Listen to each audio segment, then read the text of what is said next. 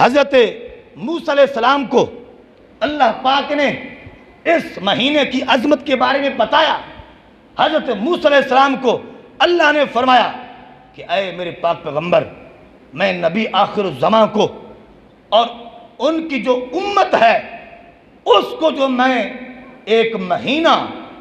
جس کا نام ہے رمضان مبارک، وہ مہینہ جو میں اس امت کو دوں گا،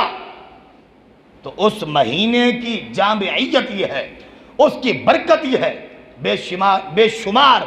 برکتوں کے ہونے کے باوجود ان میں یہ بھی ایک برکت ہے جب وہ رمضان شریف آتا ہے، حالانکہ پوری مخلوقات، کائنات کا ذرہ ذرہ وہ میری بندگی کر رہا ہوتا ہے، مگر میں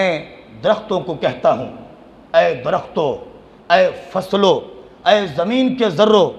اے جمادات، نباتات، مخلوقات، ساری رک جاؤ، میری بندگی بند کر دو۔ کیا کرو؟ میرے نبی آخر الزمان کی امت کا جو روزے دار ہے، چاہے دن میں چاہے رات میں، دن کے کسی حصے میں رات کے کسی حصے میں، جب بھی دعا مانگے تو اے درختوں کے پتوں، زمین کے ذروں،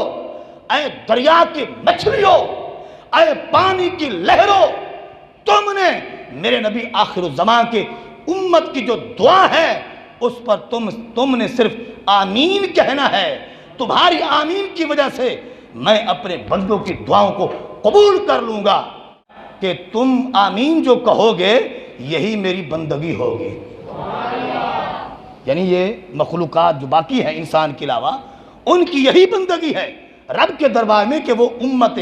مسلمہ جو روزے دار ہے اس کی دعا پر وہ آمین کہہ رہے ہیں۔ تو یہ ادھر سخاوت کر رہا ہے، ہمدردیاں کر رہا ہے، کسی غریب کو دے رہا ہے، کسی فقیر کو دے رہا ہے، کسی مسکین کو دے رہا ہے، یہ ادھر سخاوتیں اور ہمدردیاں بانٹ رہا ہے، مگر پوری کائنات، پورا جہان جو ہے اس بندے کے لیے ہمدردی پہ تل آیا ہے۔ یہ جو مانگتا ہے پوری کائنات آمین کہہ رہی ہے۔